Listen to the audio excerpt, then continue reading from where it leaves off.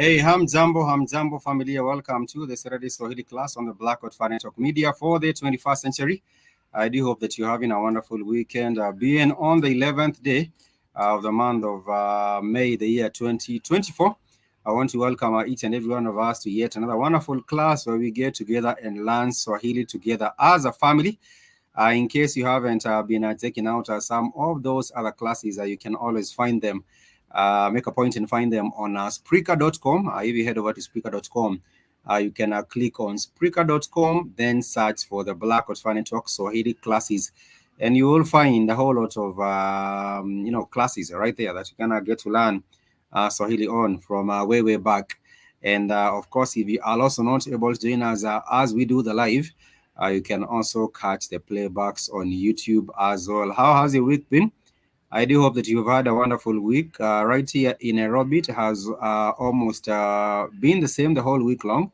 A whole lot of rain, and but nonetheless, it's good to see that right now we have had about 2 days without a heavy rainfall, and therefore people have had the opportunity to catch a break, which is important because we are now seeing the same happening in other parts of the world, such as Brazil, where the floods have ravaged everything there, and not just in Brazil, but even in other parts of the world. For example, Tanzania and Burundi.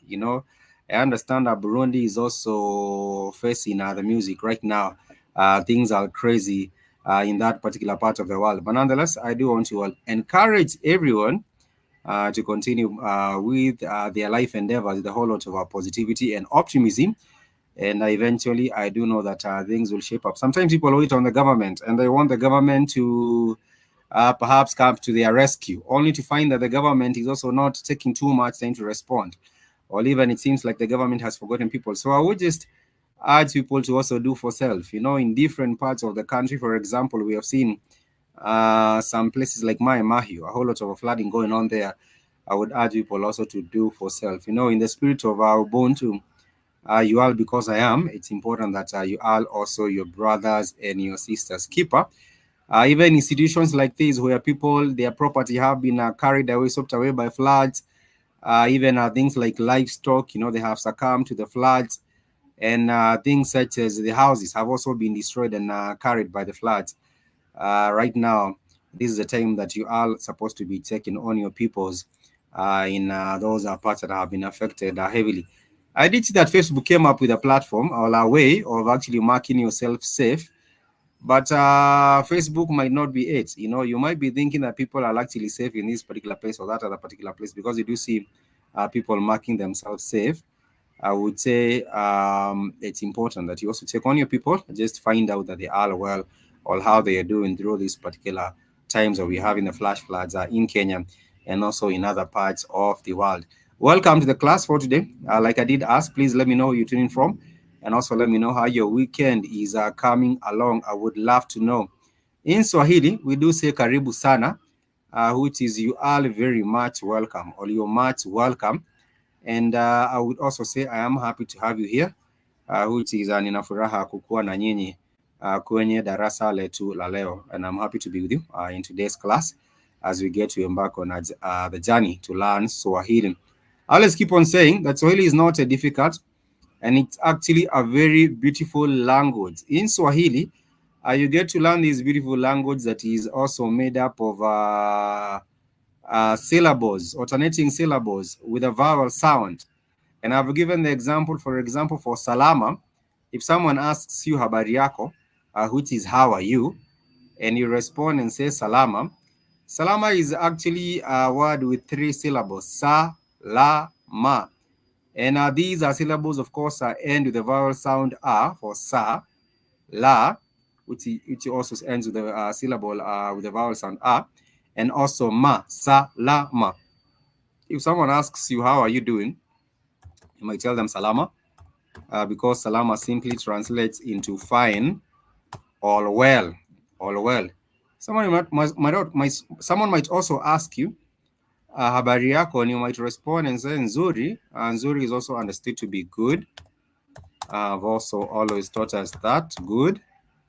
And someone might also say njema, nzema, habari yako njema. Njema is also another proper and correct response for when anyone is checking on you. and asking you, how are you? How are you? And if they're asking at you and your brother, you say, habari yako ndugu. You understand that to be, how are you, brother? If they do say habari yako dada, that is understood to be, how are you, sister? And they might say jambo, or they might also say hamjambo. If you are a group, if you say hello to a group of people, it's not the same way you say to a group, to one individual. For an individual is hujambo, H-U, hujambo. For a group is hamjambo, hujambo. So if you maybe came across, or you were on the way home, and you happen to see your friends, you might ask them hamjambo, which is a hello for a group, hello for a group. And I did say if it's one just individual, you just say hello for one particular individual, which is hujambo, H-U, hujambo. And remember, Swahili is widely spoken on the African continent, with over, I believe, 150 million speakers across the continent. Because if you go to Tanzania, the national language of Tanzania is Swahili. And I believe Tanzania. I'm not quite sure. What is the population of Tanzania? Let me just check what is the population of Tanzania. Population of Tanzania. The population of Tanzania is 65.5 million, according to statistics from 2022. So when I tell you that Swahili has over 150 million speakers on the continent, I am right, because even Kenya, Kenya is also the official language, the national language here. And if you to pick maybe perhaps Kenya, Uganda, and Tanzania, and Burundi, and Rwanda, and a bit of Zambia, then you realize that number will go up to over 150 million speakers of this beautiful language of Swahili. And someone might ask, why do we normally pick on Swahili instead of other languages in the continent?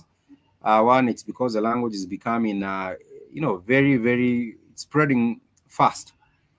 It's becoming very, very popular, and I'm hoping even in the near future, even our fellow brethren, our brothers and sisters in South Africa, I would wish that they also get to embrace Swahili as a language. Right now, South Africa is headed to the elections, and we have seen Julius Malema is also vying. And I believe Julius Malema to be a big supporter or proponent of African unity and African languages. So I'm hoping that if at all, this is a big if at all, the South Africans on the 29th of this month go to the polls and decide to elect Julius Malema in South Africa, I would hope that he also gets to support the spread of this language of Swahili, even in Southern Africa. Of course, we do have so many languages in South Africa, and I would believe still Swahili has a place even there. The former president of Tanzania, his name was Julius Kapombe Magufuli. He actually advocated for the introduction of Swahili at the SADC, the Southern African Development Corporation, which is the countries of Southern Africa, which includes Zimbabwe and South Africa as well. But of course, we know what happened to him. He passed on.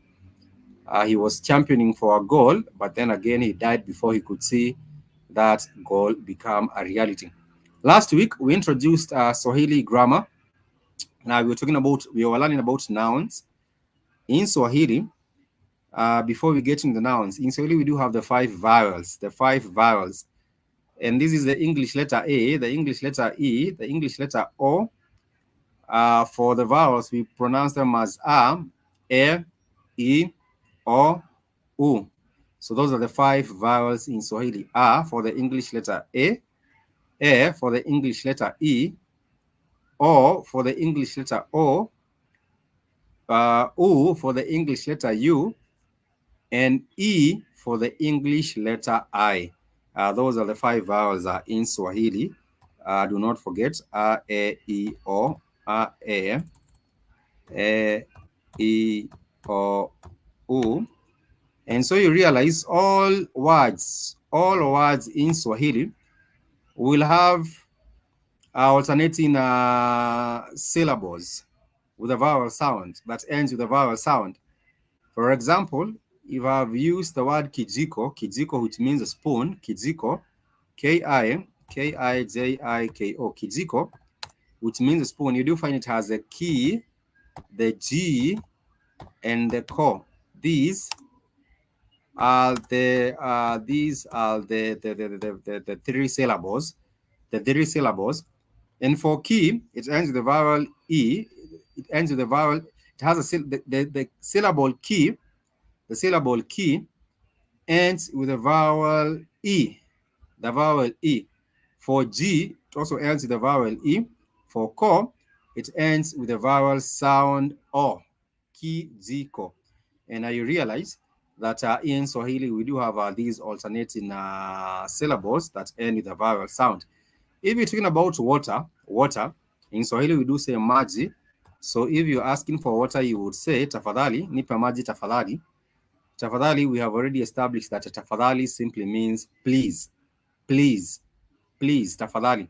But if you say tafadhali nipe maji, maji is water. It has two syllables, ma-ji. Ma-ji has two syllables, ma and ji. And of course, ma ends with the syllable with the vowel a, ma.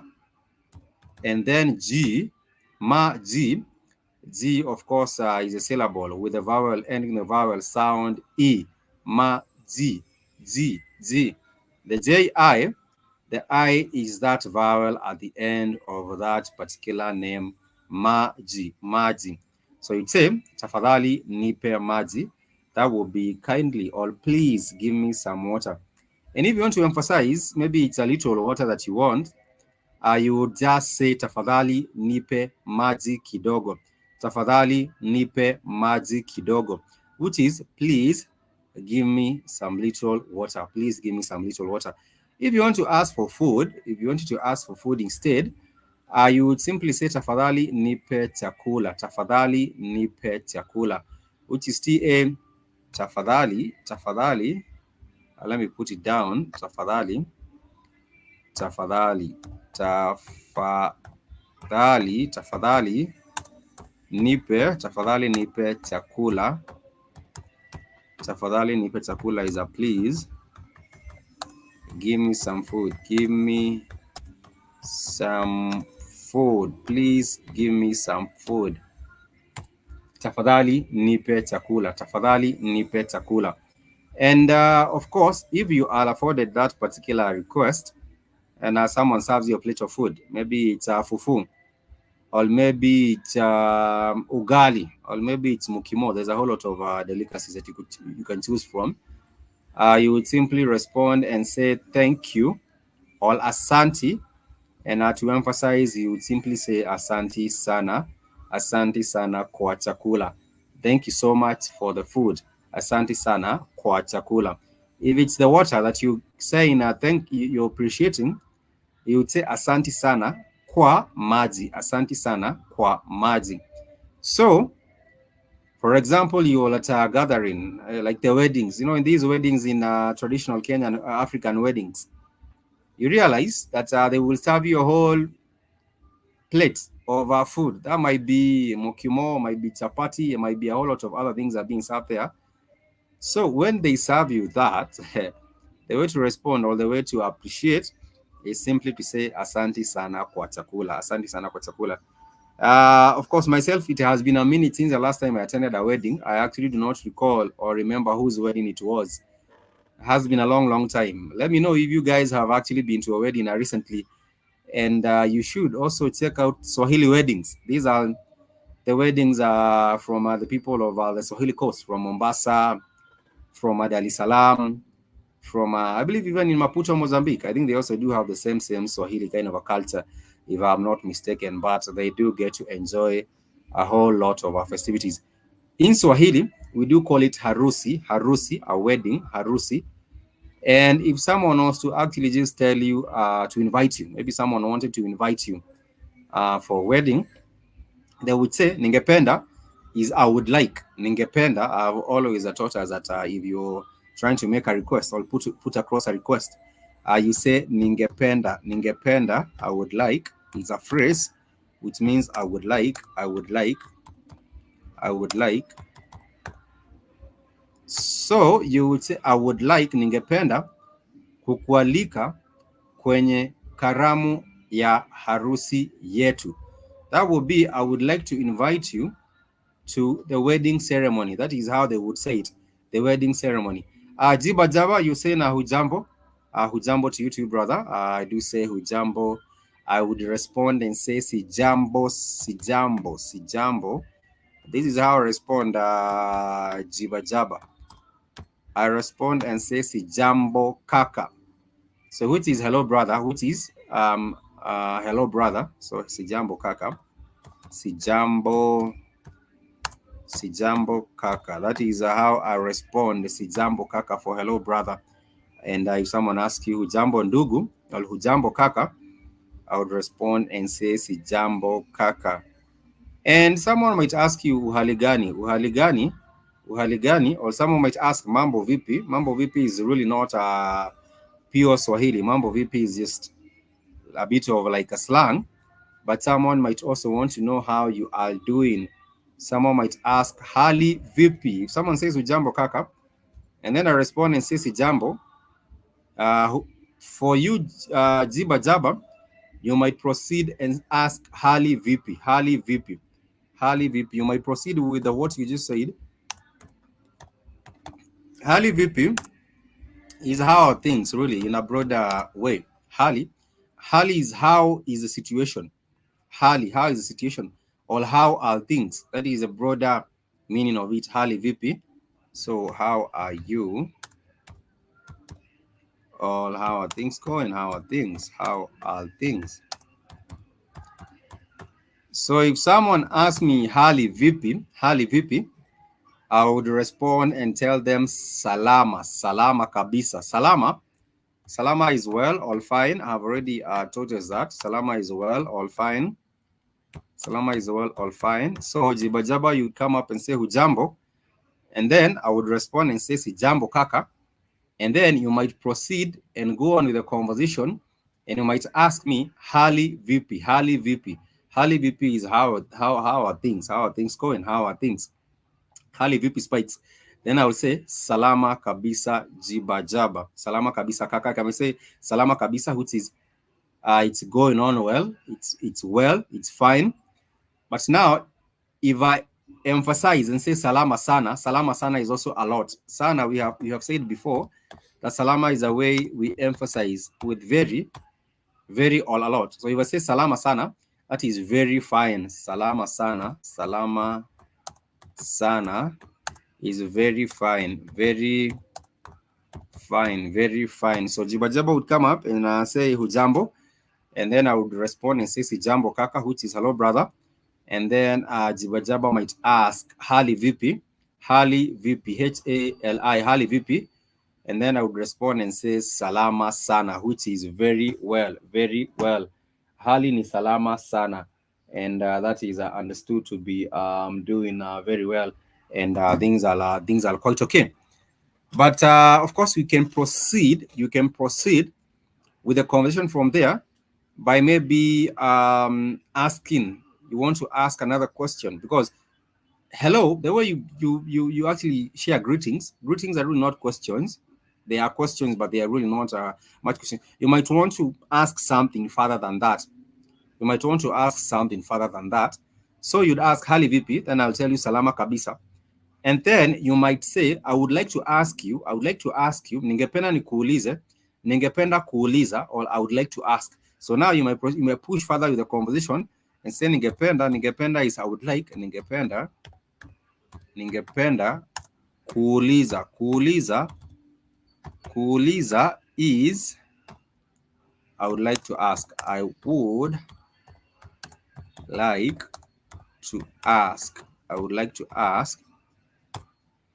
like to ask. So now you move your conversation from the greetings, and now you trying to get to something. So you would say vipi spikes, and then hali vipi spikes, and then I would say nzuri kabisa or njema or salama sana, and then you might proceed and say ningependa kuuliza is I would like to ask. Ningependa kuuliza, je, wapi nitapata maji? For example, if you wanted to ask where can you find some water to drink, or where can you find this and that, then you might actually just signal that particular question with using J. J.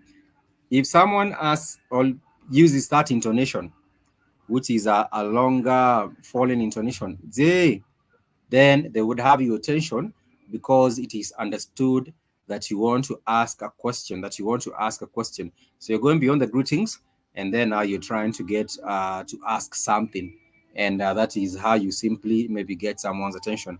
And ningependa kuuliza, which is ningependa kuuliza, I would like to ask, je, nitapata wapi maji? Nitapata wapi maji? Where can I get some water? So wapi, we learned last week of asking questions. Wapi is where, translates to where. Lini, L-I-N-I, lini, translates to when. When, L-I-N-I, lini, translates to when. Vipi, vipi, V-I-P-I, V-I-P-I translates to how. V-I-P-I, vipi. It's like a VIP, but now it's VP. VP translates to where, translates to where. Oh, sorry, how, translates to how. And Nini, N-I-N-I, Nini is simply for asking what. For example, if someone was to ask nitakula nini, they're simply asking what will I eat, what shall I eat. If someone is asking nitavaa nini, they are asking what will I wear. Va is to wear. Valia or va is to wear. So if someone asks nitavalia nini, it's understood to be what will I wear. But we also said if someone is starting a phrase or a sentence rather with ni, N-I, the N-I, ni, it's simply mostly pointing to self. The first person singular. Ni, nitakula nini, nitakunywa nini, nitaenda wapi, nitavalia nini, all those things. The N-I, nita, we talked about ta as being a tense marker last week, but we'll go back to that. But someone might ask nitavalia nini, which is what will I wear. Nitavalia nini is what will I wear. And also when we were learning about the grammar, we shall learn about the sentence structure, but you haven't gotten there yet. I'm just trying to remind us of what we did learn last week. If someone is asking where are we going? Where are we going? They would ask, je, tunaenda wapi? Je, tunaenda wapi? Because wapi translates into where. If someone is asking who are we going with? Then will be tunaenda na nani? Tunaenda na nani, because nani is for who. Nani is for who. And if you're talking about how will we arrive or how will we go there? That is vipi, tutasafiri vipi. How will we travel? Tutasafiri vipi. Vipi is for the question how. And I would actually just point us to the notes once again. Let me just point us to the notes once again here as I share my screen. Remember, if you do have any question, you are always free to ask. Do not hesitate. When you do have a question, do not hesitate to ask. This is the Swahili note. And Swahili, the language itself, it's known as Kiswahili within the language itself. And it's widely spoken tongue throughout Eastern Africa and along the coast of the Indian Ocean. And it is spoken in so many countries: Kenya, Uganda, Tanzania, Mozambique, so many other different places that you will go and find Swahili speakers. And also, if you're trying to reconnect back with the continent, you want to reconnect back, and you also want to be involved with trade, commerce. This is also the language of commerce. If you go to Tanzania, it's a language of commerce. If you go to Burundi, it's a language of commerce. I know in Burundi they speak French as well, because they are a former French colony. But you will also find a big number of people speaking in Swahili, as well as the DRC Congo. You might find people speaking Lingala. another language is there, but nonetheless, you will still find a big number of people in the DRC Congo also communicating in Swahili with over 150 million people across the continent. So that's not a big number. That's not a small number. 150 million people, that's quite a huge number. When we talk about Swahili consonants, and these are things that have always reminded us, we do have more than 26 consonants in Swahili, constituting all the letters of the English alphabet A to Z, except for Q and X. Except for Q and X. If you do find any word with a Q or X at the start or inside it, then that is not a Swahili word. You should rather be notified, or you should know that that is not a Swahili word. Any word with a Q, any word with an X, that is not a Swahili word. So you have talked about how you get around, those common courtesy words in Swahili. Common courtesy words in Swahili, we have learned about thanks. We say asante. For karibu, that is welcome. How you welcome someone, we do say karibu. If you want to, like, maybe perhaps say best of wishes, you will tell someone nakutakia kila laheri. Nakutakia kila laheri. If you want to have the attention of someone, and you just want to tell them excuse me, in Swahili, you normally would just say samahani. For a brother, you'd say samahani ndugu, ningependa nikusumbue kidogo, I would just like to bother you a bit. For a lady, you'd also say samahani dada, ningependa nikusumbue kidogo, which is excuse me sister, may I bother you for a minute, or something like that. You know, people don't like to be bothered, but anyhow, it's good to be polite. If at all you want to maybe take someone's time, you can simply just ask them in that regard. Last week, we also learned about the pronouns. We say that for myself, mimi. For me, we do say mimi. For myself, the first person, a singular me, you'd say mimi. You say mimi. But then again, that would be a repetition. If you do say mimi ninataka chakula, it's mostly a repetition. But if you're talking about you, the second person, then we talk about wewe. Wewe. Je, wewe unatoka wapi? Je, wewe unatoka wapi? That would be, and how about you? Where are you from? And how about you? Where are you from? Last week we said that when you are introducing yourself, to anyone, you simply just say hello to them, and from there you can tell them your name. Jina langu ni Spikes, or you might say ninaitwa Spikes. It would be a repetition if you started saying mimi ninaitwa Spikes. Yeah, my name is Spikes, but then again that would be a repetition. Mimi ninaitwa Spikes. But you can actually just say hujambo, say hello to someone, hujambo Spikes, and then I respond and say sijambo, and then you might respond and say jina langu ni Jiba Jaba, which is my name is Jiba Jaba. Jina langu JNIA. Jina langu, it's my name. Jina langu, which is my name. So you say jina langu ni Jiba Jaba. Jina langu ni Jiba Jaba.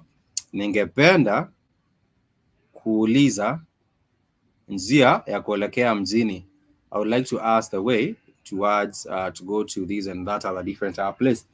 But also, apart from the introduction, apart from introducing yourself, you might also like to say, instead of going to request and other things like that, you might say jina langu ni Jibajaba, which is my name is Jibajaba, na ni mara yangu ya kwanza kuwa hapa, and it's my very first time to be here. So ni mara yangu ni has two purposes in Swahili. Ni is meant to show, to point to self. Ninataka, which I would like, it points to self. But you might also use ni as a connector, or as you might use ni for ease. You might equate it to ease. It is. It might be also used as it is. So if you do say ni mara yangu ya kwanza kuwa hapa, that translates to it's my very first time to be here. So you'd say hujambo, hali vipi Spikes, and then you continue to say ni mara yangu ya kwanza kukuwa hapa. which is it is my very first time, ni mara yangu ya kwanza, ni mara yangu ya kwanza kuwa hapa, kuwa hapa, kuwa hapa. So which is it is my first time to be here. Or you might say, I'm happy to be here. I am happy to be here. How you would say happy in Swahili is furaha, furaha. So you'd say, if you do say, I am happy to be here, for example, it's in a ceremony, or it's in, you just visited a place, visited a place and you're happy to be there, or you enjoy in your time there, you might simply say, nina furaha kuwa hapa. I am happy to be here. So furaha is for happy. Furaha is for happy. Furaha is for happy. And therefore, you would say nina furaha, I am happy. Nina furaha, I am happy. Nina furaha. So therefore that is nina furaha kuwa hapa. Kuwa hapa. Ku kuwa hapa. So to be here, to be here. I am happy to be here. And you understand there is a difference. Last week, I was telling us about the differences when you're talking about I need this item here and I need that item there. You can point and say what particular item that you want. But when you're referring to here, you do say hapa. But if you're pointing there, it's further ahead. If you're pointing there, it's further ahead. You do say pale. Hapa, it's very close here. And pale is for there. It's a bit further. You would say hapa. And then there is pale. For hapa, it's simply for here. I am happy to be here. Nina furaha kuwa hapa. And if you're saying I'm happy to be with you here, I am happy to be with you here, you would say nina furaha kuwa nanyi, to be with you. Kuwa nanyi hapa. So which is to be with you, to be with you here, to be with you here, which is kuwa. Kuwa is to be with, to be. Kuwa nanyi, to be with you, kuwa nanyi, or kuwa na nyinyi, kuwa nanyi hapa, to be with you here. I am happy to be with you here. It's not difficult. This is just a way of going past the greetings, because you might know how to do Swahili greetings, jambo or hujambo, and then what's past that. At least you have to know how you do the Swahili greetings and how we respond to those. We shall take a short break. Play one jam, and then we shall continue and continue learning with the Swahili right here on the Blackwood Fire.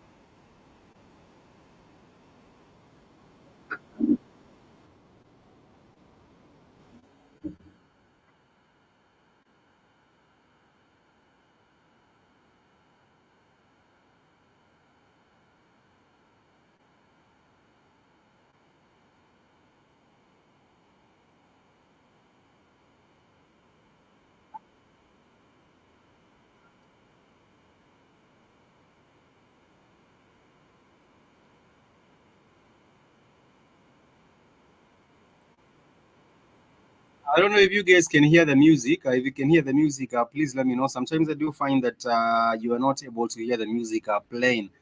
That was a hip hop jam. It's known as a safari. Safari simply means a journey, a journey. So if you say ningependa kuenda safari, that means I would like to go on a journey. I would like to go on a journey.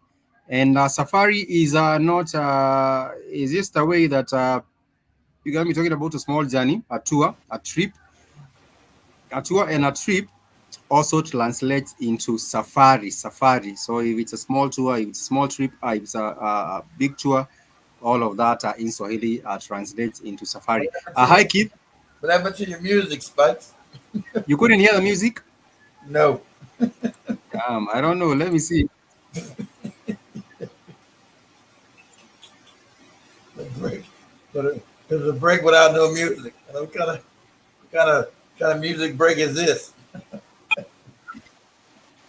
You must be the only you're the only one left in the studio, huh? Can you hear it? No. I don't know what's going on. You the only one left in the studio? Spikes, you the only one there? Wait, what? Are you the only one left? Sorry, come again? Yes, you can't even hear me. Are you the only one left in the studio, Spikes? Yeah, I actually just came in and found what do you call him? HR? Yeah, HR. They just left. They actually just left they actually just left with another. There was a guest for the show. They just left. Yeah, your audio is weird. Say something again.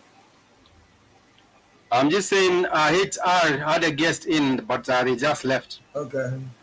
I don't know if you can hear me. Let me see if there's a problem with the audio. If I do fix it. It's a wet day. Yeah, it's a wet day. Down here, it's been storming all throughout the country. It's not raining here right now. It looks like it's gonna probably rain later. I'm gonna try to do 2 shows.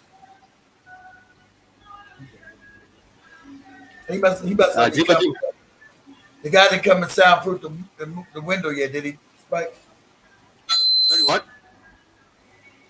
I said the gentleman, my carpenter, hasn't come by to soundproof the windows yet, have he? He did. He was here he was here before Joby left, and I think they agreed on tomorrow. He came with the soundproof material, but they are going to fix it tomorrow. Okay. That is what was agreed. I understand. That is what I had them plan with Joby. So it will actually be fixed tomorrow, so that all the noise from the outside might also be filtered out. And pull one by the window and another one in a partition to block off the studio from the kitchen and the other shit in the back room. The partition up there.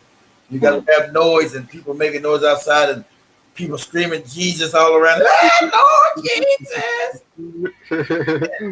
It's normally a crusade after a crusade after a crusade here, and because God damn. Yeah, because there is heavy traffic on the street nearby, so they want to tap into that traffic. You want to have a big number of people. That is why you'll find all this noise. Every day during the day, Jesus, have you found the Lord Jesus? But they have never had Jesus witness knock on the studio doors here, have they? They've never had the Jesus. I think Joe would have slammed the door in their face or something. They came back a couple times. Yes, Spikes. Right. They would knock on the doors normally everywhere, but I don't think that is allowed. In some apartments, it's not allowed to just go inside. No. Bother people. They don't need to. They be loud. They be blasting that shit from the streets. Like, God damn, it's some kind of church revival going on. Shit. Every day. Every day. It's Monday to Sunday. It's Monday to Sunday. There is no off day. There is no off day. It has to be Monday to Sunday. I said, yeah, this people's like, hey man, get that carpet up there, soundproof that shit. All this week, it was the Lord is coming, Jesus is here. I'm like, oh, But they are also, because there isn't any mosque around here. The same case would apply every other. Is it 5 p.m. around 5 p.m. or 3 p.m. The same thing would apply with the announcements are being made. Big Cheese is saying, "Good day, family. Just left church. Had to pay my tithes and let the pastor get some of my wife." Big Cheese. Big Cheese. I hope your weekend is coming up just great. And also, Jiba Jaba, thank you for being with us. I'm going to do 2 shows before I leave. I got back late. I thought I didn't get back till 9 o'clock last night. It's too damn late. I thought I was going to get back a little early. I can make it back to NAR. 2 shows. There's 2 shows I want to do. I wanted to do a show last night talking about the blockout. You guys see how they trying to block out? They about to block out all these entertainers, right? Good for their ass. But I'm speaking of on the Congo or Gaza. So now they're being blocked on social media where they make their money. They blocking their ass. So not unfollowing them. They blocking them so they can't come near none of them. Damn, microphone falling. So they blocking their ass. I love that. Tonight I'll do another show we're planning to do tonight. So they blocking their ass. I'm loving every bit of it. I mean, they block all the politicians lying because everything's happening now. The awakening is, everything's in a vacuum. It's happening now. They're still bombing innocent women and children. Congo, we got people finally calling out Kagame, no good ass. Like, I don't know what's going on here. He doesn't know what's going on in the Congo. He doesn't know. Remember, he said, I don't know, but now they're bringing the Russians. Now he's going to get some act right. Russians going to come start killing these niggas in the Congo. So he don't know. Because that's why the Europeans finally came out and told him, hey, Kagame, even though they the one sponsoring it, so that's some plausible deniability. Hey, Kagame, you stop it. So everybody know it's him now. Everybody knows it's him at the 70. That they're puppet. And so you have France and America. Hey, Kagame, you stop your shit in the Congo. What are you talking about? You the ones put a whole story of the Congo is a lie. I should have known it. That it was the Hutus killing the Tutsi. That's a lie. That's a lie. Kagame and them were going and killing those people. Him and no good fucking 70 retarded ass. Everyone's going to kill those people because that was a Bantu. Burundi and goddamn Rwanda are Bantu countries, not fucking Watusi countries. So the white man wanted the damn Watusis to be in control of the country. They come from those are those mixed niggas who come from the Horn of Africa, them Somali motherfuckers. So they got what the Europeans wanted them in control because Kagame would have never got elected. They never gonna vote for his ass. They're not the majority of the country. The Bantus are. So they had to make some big scam about the Bantus running around killing people when it was they ass the one killing people. I should have known it was the reverse, just like that. Just like the other one, I can't say the other Holocaust with the Jews, which is, I'm not gonna say I'm on YouTube, which is suspect. Let's just say that all these narratives are phony. Kagame is responsible for killing them fucking people with his no good ass. So now he's been called out and caught up to his ass. Now they're gonna bring in Russia. So you M23 rebels about to get fucked up. They caught some Americans and they caught some other, those guys, they terrorized those French people they sent into Russia to do that terrorist group. They all got caught. And they all on Russia's fucking them up. Russia made some dude eat his own ear. They chopped off his ear and told him to eat your fucking ear. God damn. Brutal with that ass. I'm loving it. I was showing you what was happening with the traitors that were made to, whose hands and feet were chopped off by Menelik. I was sharing with you the other link the other day. Oh, Menelik. What did happen is that the Ethiopian. But they went to Ethiopia and they were so Abyssinia. With the Italians. Yeah, with the Italians. What did happen is that many Eritreans decided to go and fight with the Italians. Yeah, that's how they got the country. Yeah, that's how Eritrea, but Djibouti was created. I told you those are traitor niggas. They traded sided with the white man. So he was chopping up their feet. I ain't heard nothing about that. What? Yes, what did happen is that all the traitors after the war was won, after Menelik beat the Italians, what did happen is that all these other Eritreans were actually taken in their hands and their feet were chopped. They would actually chop the. He did the whole thing because they made a country out them up. They still got their own country because Eritrea is really Ethiopia. Those are all the trade. I would have got rid of all of them, wiped their ass out, Spikes. They actually got there were about 800 of them, and all of them had their hands and feet chopped by Menelik. That was their fate after fighting against their fellow Ethiopians. It was more than that. It was more than that. It was more than that. All of it. That race of that tribe, they got their own country because they were traitors.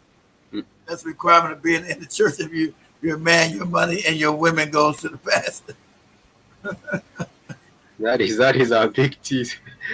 You blocked the Rock. See, I don't follow. He said he about the Rock Johnson and Kevin Hart. Beach asses, yeah. They all getting blocked. I'm loving it. They blocking Taraji crying ass about, oh my goodness. They said, bitch, you got to get blocked too. I'm loving that shit on your TikTok. They said, bitch, you got to get blocked too. I got to get that phone. I had no time this week. Things were crazy this week. I had no time to tell Joe to go get that phone. Yeah, because I want Spikes on TikTok too, teaching Swahili, bring another wider audience. The same way we do throughout the week, we have it on this and the TikTok thing. But funny how they blocking everybody. See? Maybe Michelle. Yeah, I'm gonna come back in a minute. Spice get done with this. That's what he killed. That's when he chopped the hands up. Good. But all of these, you can see these are standing with the Italians here. This is their foot. It's chopped. This is their arms. This is their arms. This is the right arm is chopped. And this is what happened to the traitors who were fighting for the Italians. Wasn't enough of them because I told all of Eritrea traitors niggas, they mixed. They don't even look like that no more. They're a mixed looking breed now. And when you got Ethiopians, they look all mixed and half white. They don't look African no more. They think they're the original people of that area. Motherfuckers not the original. The Africans that are still did it, they never show. Those are the original, not you. You're a mixed breed. You're not the original African. They think they're the people that goofy Bible and no, you're not. Right now they call it Little Italy. Eritrea is known as a Little Italy. Yeah, when it comes to Italian culture. Yeah, Italy, because those Italian culture, those are traitor niggas. Them and Djibouti, them old traitor ass bastards. You always get Africans aside with the colonizers, and I think when they do, I've been said that. I've been told you gotta wipe them all out. They gotta go. You gotta get them out of here. But Menelik, of course, we have seen like those images of Menelik. Menelik was also the original. He's the original African, but they messed his mind up so much. Those Spikes. Menelik said he was a black Caucasian. They said he was a black Caucasian. We have seen it. Menelik said he was a Caucasian man. No. Look it up. Make me prove me a liar, Spikes. We know he's not Spikes. He's a moron. We know he's not, but that's what they told his stupid ass because they were trying to get him through the Bible. They couldn't have Africans. They told his stupid ass he's a Caucasian. Now see, say the King Menelik called himself a Caucasian man. I'm seeing a poster here. Did Menelik too really say he's a Caucasian? Let me see. Did Menelik too actually say he's a Caucasian? This is a historiama.com. Yeah, go ahead. Yeah, let me see what pops up on. That's how you know. That's how bad an African mind is. He's the king when I call himself a Caucasian. Go look, read it. Tell me, Spikes, what it say. Let me see what it says. Opinion. Did Menelik too really say he is a Caucasian? There is a renewed frenzied interest among social media activists in the Ethiopian right who vow that Menelik too never claimed to be a Caucasian. Oh, now they say never did it. I was reading the book and he said he's a Caucasian. See, all this stuff, they trying to get embarrassed. He came out and said, I'm not an African. I'm not an African man. I'm a Caucasian. I'm like, what? Okay, thank I don't know. See, we get so many lies with the internet now. I don't know what the hell to believe. Okay, maybe he did. Maybe my research is crazy.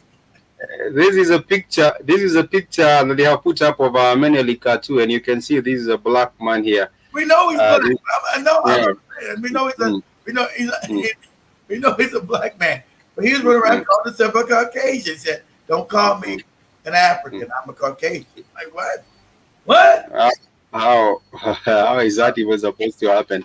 But yes, he dealt with these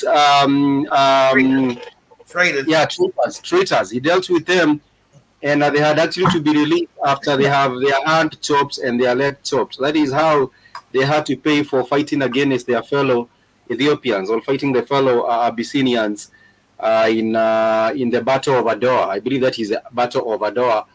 Where the Battle of Adwa, the Ethiopians actually beat the Italians, and the Italians, of course, were very, very much ashamed. You know, we hear about stories of all these other African countries are being colonized. Of course, there were other subsequent wars between the Ethiopians and the Italians, but the Battle of Adwa actually does stand out in history because these Ethiopians actually whooped the Italians' ass. And they actually won in that particular one. And they also dealt with the traitors because for many years on the Blackwood Fan Network, for example, on the Blackwood Fan Network, we have talked about so many different situations where there are no repercussions or there are no the traitors are not dealt with. You know, we hear about this story, that other story, and then you ask, okay, what happened with the traitors? Nothing happened with them. There are no repercussions. But on this particular one, this one with the Battle of Adwa, the traitors were actually dealt with in Ethiopia or in Abyssinia. Of course, the name has changed. Abyssinia and Ethiopia, the names have actually changed. But that is what is going on with that. Is there a word for coon in Swahili? No, I do not know of any word for coon in Swahili. For Mzungu, of course, Mzungu is a white man, but I do not know of a name for coon or a black man that would do all these coon stuff that they want to do to please white people for the butter biscuits. But anyhow, that was a bit on the side of history. And let me just share this particular link. If anyone wants to get into that history of Ethiopia and also get into that matter of the whole of Battle of Adwa and Menelik II, as well as Haile Selassie ran away. Haile Selassie did actually go to the UK. He went to the UK. When the Italians came back, like Haile Selassie punk ass ran. Yes, that is when he ran and went into exile. That is when they were actually also being beaten, and he was in the UK. I'm not sure whether he married himself a white woman while he was in the UK there, but I wouldn't be surprised if he did. I wouldn't be surprised if he married himself a white woman in the UK while he was there for quote unquote the exile. But anyhow, that's a little bit of some history. The Battle of Adwa, which was won.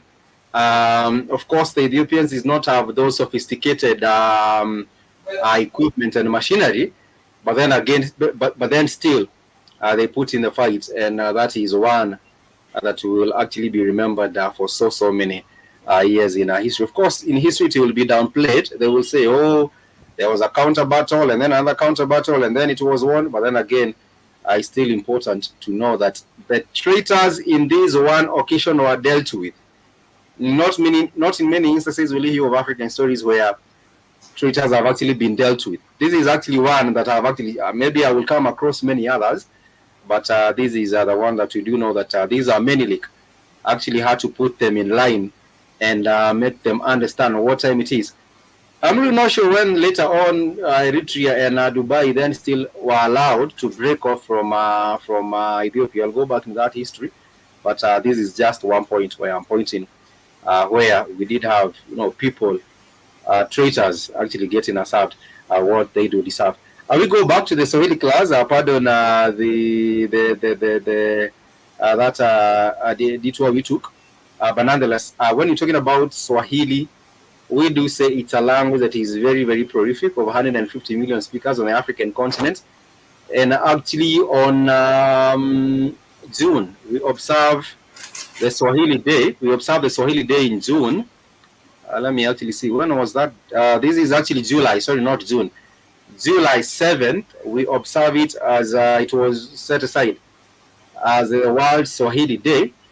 And I believe there should be much more emphasis, not just with African countries on the African continent, but even with us as an African people around the world, whether be it in Brazil, whether be it in South America, North America, in we do hope that more people would get to wake up and embrace this particular language. It's not difficult to learn. It's not quite difficult to learn, but nonetheless, you still have to put in some effort. You still have to commit yourself to learning. It doesn't just come on a silver platter. You still have to commit yourself to learning and commit 2 hours or 4 hours every other weekend, and so that you can catch up with us. So we are talking about pronouns last week, and we did say that for myself, we do say Mimi, M-I-M-I, myself. It's or me. The first person singular is Mimi. So if you do say, if you're talking about the second person, this second person singular, it's you. You. In Swahili, we do say wewe, W-W-W-W. Sorry, W-E-W-E, wewe. So for example, utafika vipi wewe? Utafika vipi wewe? That will be how will you reach there? How will you reach there? So, but if you're talking about us as a group, us. Hold on. Yeah. Hold on. Like the man, Big Chief. He was before Haile Selassie, Big Cheese. This is funny how Spikes has brought him. Me and Demore was talking about him. That I think I still got him right here.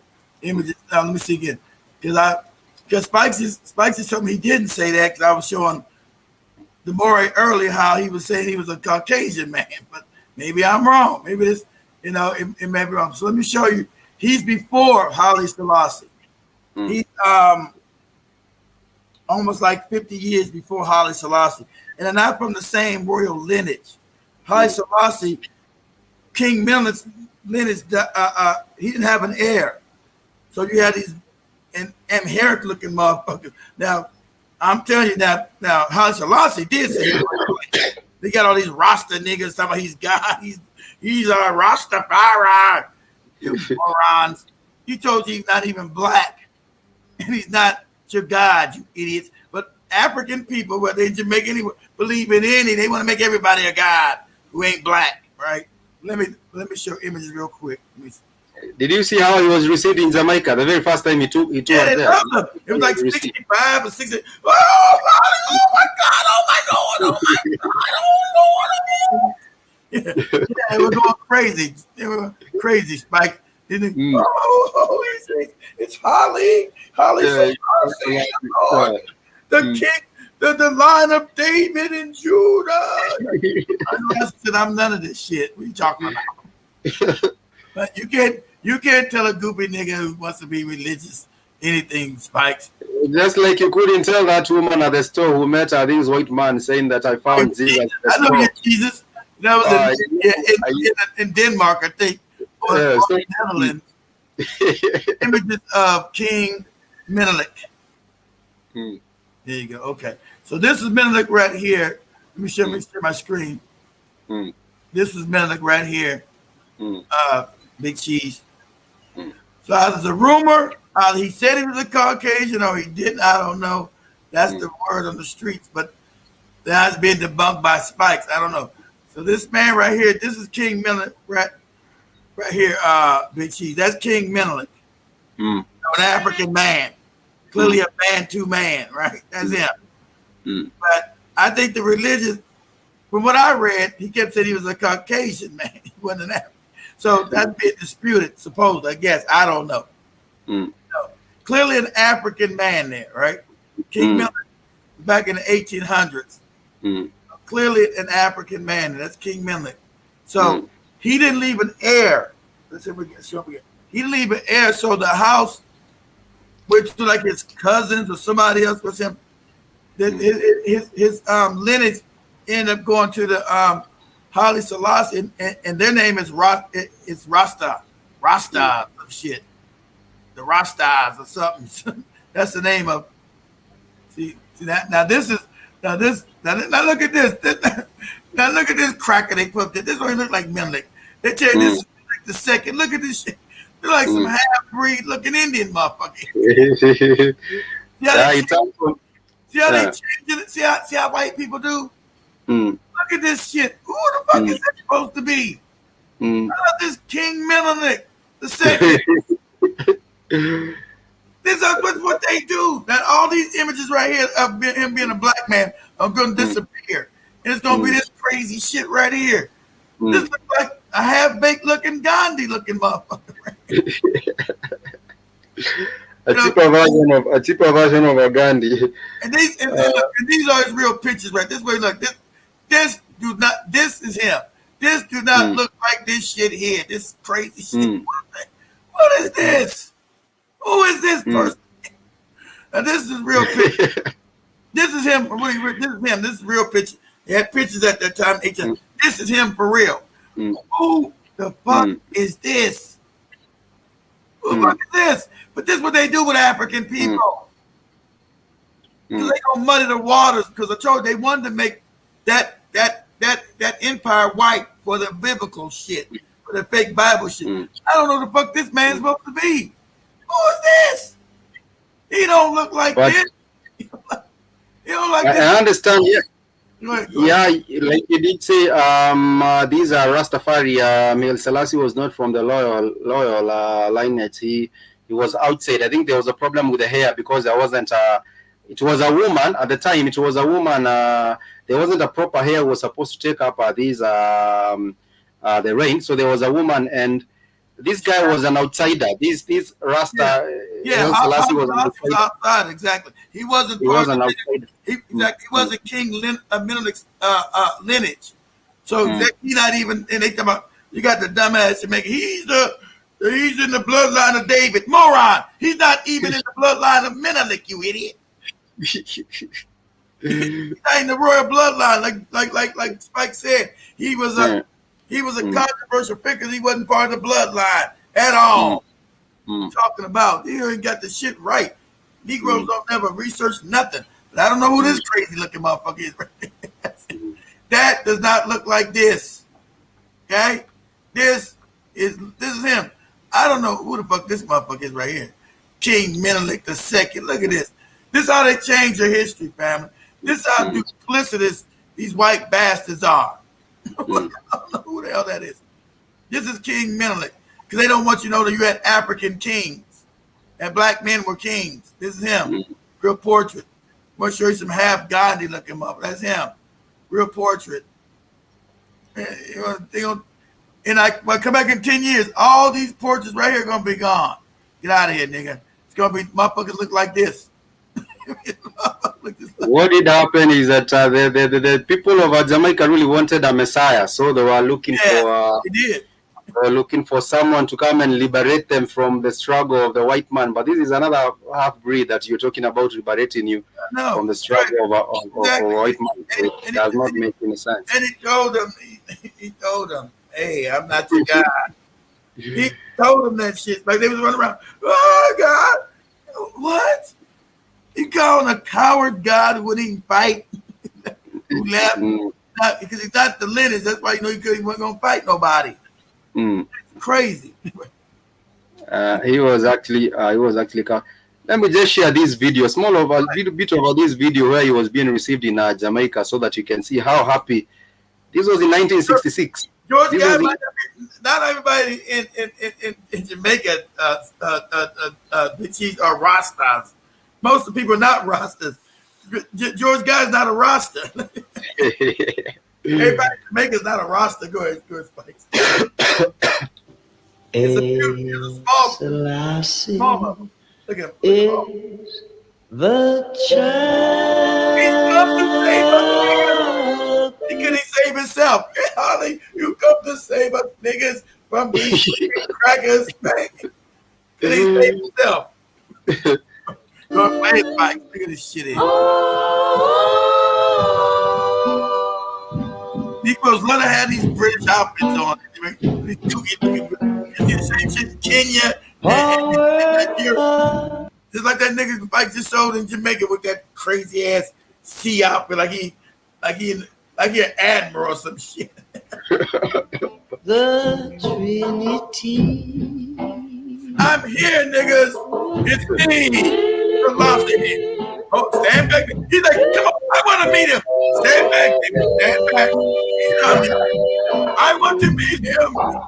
Build Look at your his mind on this thread. You will see everyone actually lining. Motherfucker about 5'2". He's your guy. I'm like 5'2". Holly Smith, you see this? Holly. You can't make this up. How black people fucked up in the head globally. They made a god out this goopy. Can't call him a nigga, this goopy mixed breed motherfucker who was a coward. Who was a coward. He didn't stay and fight when Italians came back in World War II to recolonize Ethiopia to try to get it this time. They had better weaponry again. This motherfucker ran. Oh, sorry, niggas, I'm out of here. He's your king. Your king's supposed to fight with you. Menelik fought on the battlefield. This motherfucker, I'm on the plane going to England.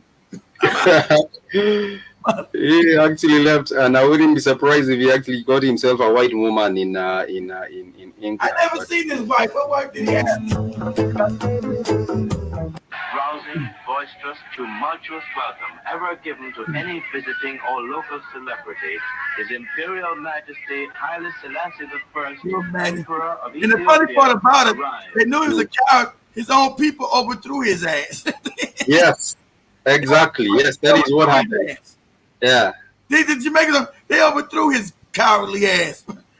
Get your ass out of here. But I understand also in 1954, I do see he did actually make a royal visit to the UK. That was in 1954. Those were his benefactors, his cowardly ass. Those are the ones who kept his ass in power. Shit. Yeah, these are the people who actually kept him in power here. But the history is interesting. Yeah, he said with no umbrella. Yeah, it's interesting about how Africans make the most sorriest motherfuckers into a god. Can we get some god with some power to help our ass? Can we get that? You bring me the fake Jesus, we broken, fucked up. Bring me Haile Selassie, we broken, fucked. Everybody ain't got no money, no power. Everybody's all fucked up. Can we get a god that's gonna like kick some ass or something? This is the guy. Yeah, I think he's a very short guy. Let me see. How tall was he? He was probably like 5'2". Like 5'2". Yeah, he's probably like 5'2". I'm 5'2", niggas. Look at me. And God can't be a little bit taller out of here. Shit. I can barely see over the damn guards. Hold me back to see my God. Look, where you at, God? Where you at, Selassie? There you go. There you go, that nigga. There you go. Look at this. This is craziness. Pleased to be with the Queen, at the mercy of the Queen, and kissing the Queen's hands in 1954. And then the Jamaicans. He kissed their hands. He press his hands. He's your God. At least Menelik fought the European and shit. Told you he wasn't his God. It's like I said, it's some suspicious how this motherfucker get the throne because he's not of that lineage. I'm sure some British shit behind it. I'm sure some Europeans put this no good bastard on the throne. I'm sure the British put this motherfucker on the throne. I believe they put his ass on the throne. They wanted for Menelik, the British that came in and raided Abyssinia and stole the little boy before Menelik became king, who was the rightful king back then. They stole his ass and took him to England and let him die let him die like at 12 years old in the palace and with their leave. I forgot his name. So you can look up his name. Spike said, what was the prince of Abyssinia's name who the British captured? Let me see. Prince of Abyssinia. Prince. They poisoned his ass. Abyssinia. They won't even let his bones go back to Abyssinia, Ethiopia. Abyssinia said, can we get his bones back now? It's been 200 years. They said, no, niggas. No. we gonna keep his bones too. We put his bones in soup. We made Abyssinian bone soup. What was his name is Prince Alamayu. Prince Alamayu. Okay. Yeah, they say now Ethiopians are still fighting for his return. It is a captivating image. A young boy is still, his picture sitting on a knee of a man holding a traditional Abyssinian spear and a sword. They was a Ethiopian prince stolen. His name is Prince. It's Abyssinian. Prince Alamayu. Prince Alamayu. Yeah, see, that was the lineage then. That was even before Menelik, because he wasn't even the heir. So all they keep talking about these are the house of David moron. They broke the lineage, idiot. The British came in and ransacked Abyssinia, stole all that shit, and even stole the next king. Get your ass in this bag, nigga. They put that nigga in a bag, boy. They say the battle was known as the Battle of Magdala, and he was actually taken to England, and he died there. He died there in 1879 at the age of 18. Okay, that is when, okay. Yeah, he died at the age of 18 in England. Yeah. So so that is where they captured him. So they kept them locked up. They said they kept them locked up in one of these palaces. They wouldn't let the nigga even go outside. God damn. So let me see how the story said they either poisoned his ass. So yeah, so they left with all the artifacts they stole, and they threw his ass in because the story about they threw his ass in some kind of knapsack, threw him in a bag, threw the nigga in a bag. That's the story. I'm not making this bag. That's how they stuck him in the country. Put him in a bag. This nigga in a knapsack. So El Selassie was actually 5'1". He was 5'1". I gave him an inch higher. Damn, motherfucker was almost a midget. He was Cat Williams. He was Cat Williams. Yeah, he was Cat Williams. I thought it was Cat Williams. Let me see. I thought it was Cat Williams. I thought it was Cat Williams. Maybe taller. How tall is Cat Williams? Let me see. 5'5". Shit, he taller. Shit. Yeah, he was actually.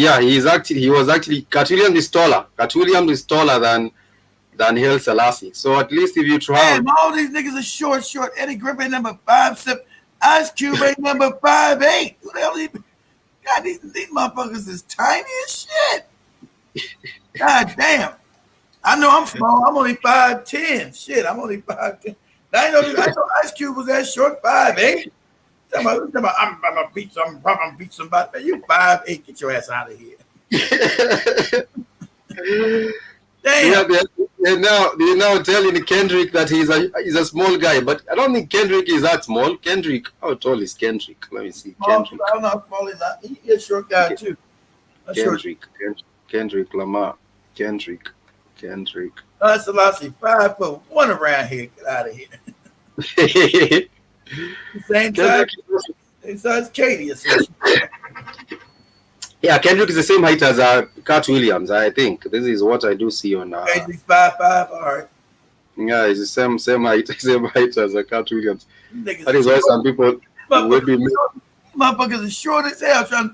How tall is that T.I. looking man? He looks short. How tall is that T.I. motherfucker? What's his name? Oh, these motherfuckers all short. Kid is saying, if I told you to get one of these niggas for God, then you need to have someone at least who is built who can do some. Who can whoop some. Yeah, who can whoop some ass. God damn. I told him 50 Cent. Who can whoop some ass? 50 Cent, Curtis Jackson. Zima Zaba says 5'2" in heels. But anyhow, I can see. Hold on. How tall is 50 Cent Curtis Jackson?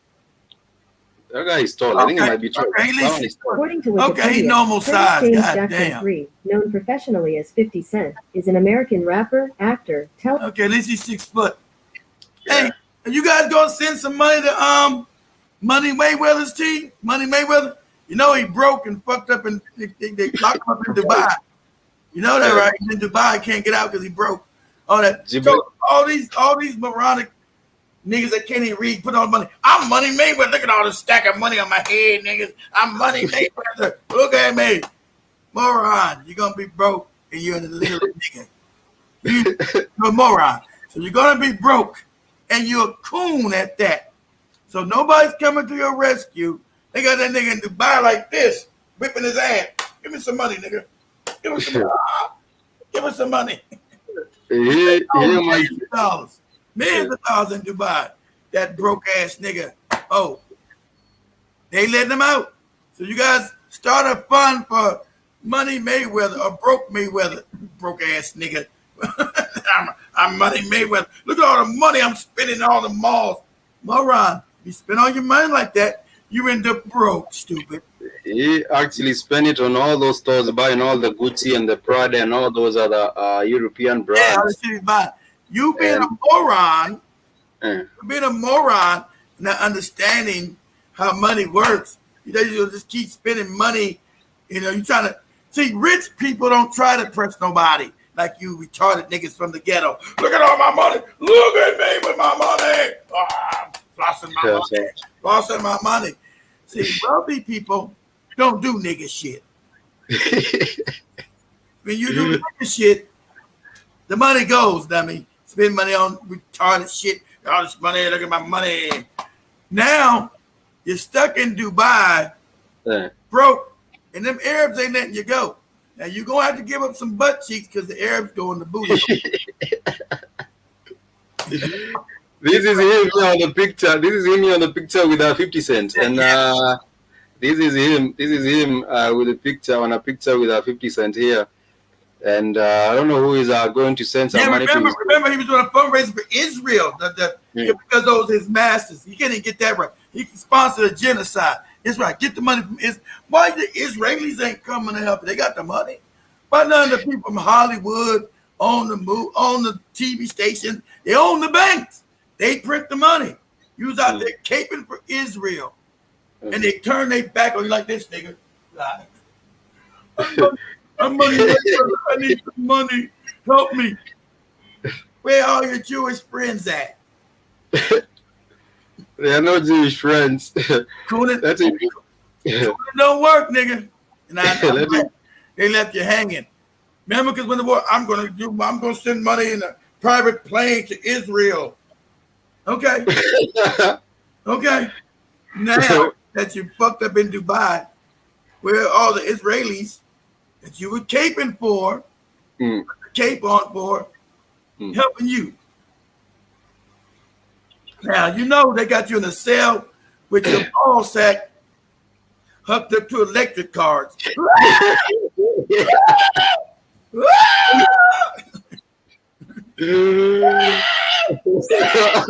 Money, man, you got our money, man. I'm trying to get it. That ain't what we want to hear. Now we're gonna put these electric cords back on your ball sack again. Now, okay? Now we're gonna do it. Now, are you wiring us the money or not?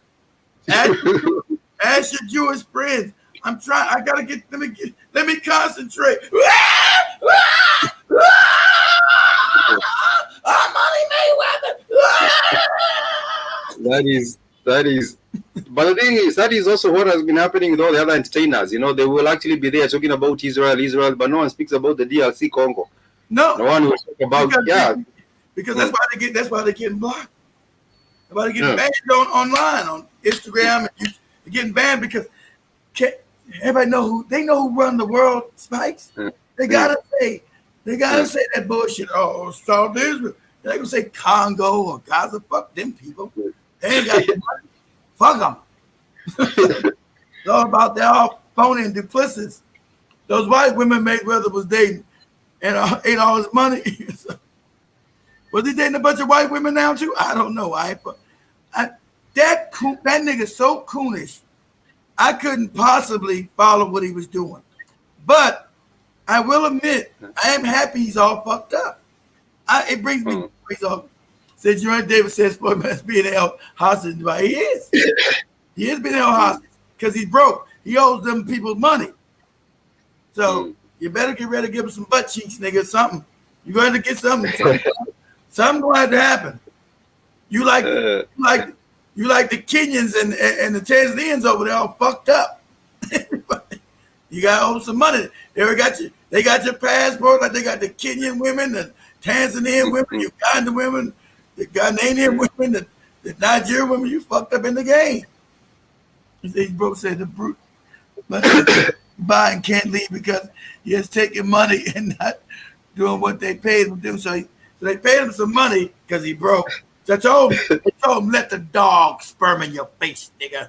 Let the dog slap you in your head, your forehead with his dick, and put it online. Davis actually said that he has to pay them people back. If I'm lying, I'll tell him to go live right now. He has been stuck there for a minute too. Yeah. As of yet, Mayweather hasn't responded to his rival's account, suggesting that there could be some truth about the allegations. After retiring from professional boxing, his August 27 knockout of Conor McGregor, Mayweather has completed a number of exhibition fights. And all these dead said Mayweather has given significantly bigger fee for his involvement in the fight. Blah blah blah. So what they have been paying him money for, and he hasn't delivered that is why he can't get out of there. Oh, that goopy polite, that con man was with. Hold on, that goopy con man who's down in jail hooked up with Mayweather too. That polite nigga, that fast talking polite motherfucker. Yeah, I'm polite, and the Bible's fucked up. That goopy motherfucker was fucking with Mayweather. Good grief. We say Spike's butt. Spike's. There was one of you asking them the whole white grannies to marry you in that airport. What airport? Is it the Dubai airport or what airport? What airport you talking about, Big Cheese? You got to be more specific. What airport? Begging grannies to marry him. I don't know what airport you're talking about. Michelle is saying my cousin is a coon. What did your cousin do? Was it we all got Michelle. We all got cousins that are coon. My brothers are both coons. So I'm even closer to home than you, Michelle. Both my brothers are coons with a capital C. Both of them. Majors. They have a majors in cooning. They have a majors. They have already elevated. They don't have a majors. They have a masters in there. A master. They have masters. They wouldn't get. They wouldn't got. We passed them at. They got a PhD.